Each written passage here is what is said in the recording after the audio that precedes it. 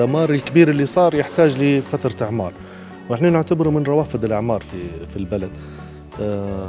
قدامنا فرصة إن احنا نرجع نشتغله بالجديد، بس ظروف شوية تحتاج لوقت، خلينا نقول وقت، بنية تحتية، الكهرباء، الماء، خطوط إمداد مواد الخام.